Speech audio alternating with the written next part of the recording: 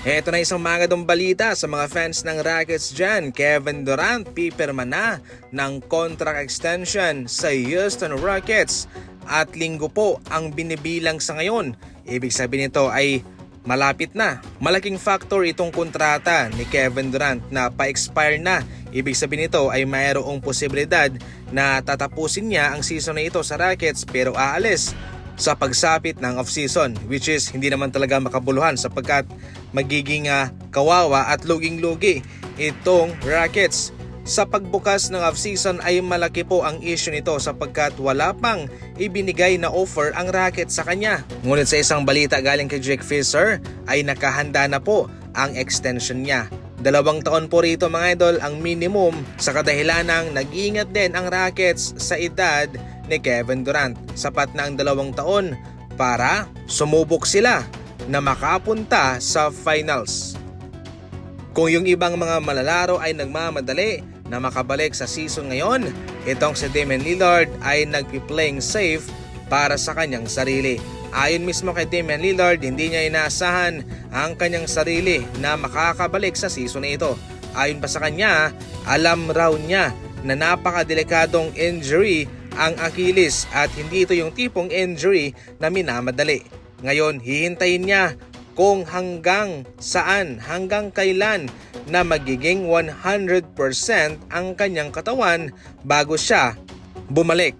It doesn't matter mga idol kung mamadalin mo yung sarili mo sapagkat ganoon din naman, magkakaroon ka lang ng setback at lalong matatagalan ka sa pagpapagaling. Samantalang kung hihintayin mong magiging 100% ang iyong pangatawan ay tuloy-tuloy na yan, hindi ka na makakaranas ng setback.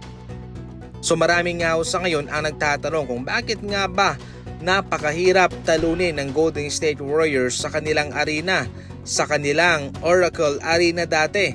Sa taong 2014 hanggang 2017 ay mayroong 114 wins ang Golden State Warriors and 9 losses.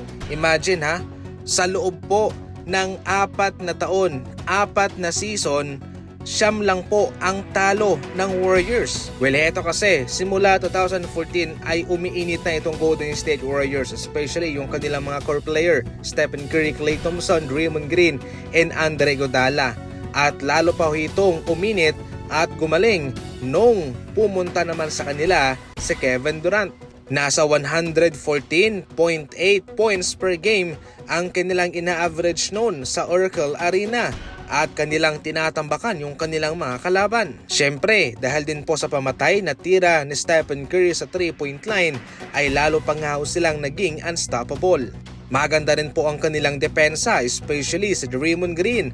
Diyan siya nakilala, kaya nahihirapan talagang makascore ang kalaban ng Golden State Warriors laban sa kanila. Sinasabayan pa ng hiyawan ng kanilang mga fans na sobrang maingay. Kilala ang Oracle Arena noon bilang napakaingay na arena sa lahat ng mga NBA teams. Kaya nahihirapan talaga yung mga kalaban ng Golden State Warriors noon. Kaya hindi may tatanggi na tumagal po ang kanilang dynasty simula 2014, 15, 16, 17, 18 hanggang 19. Pabalik-balik sila sa finals.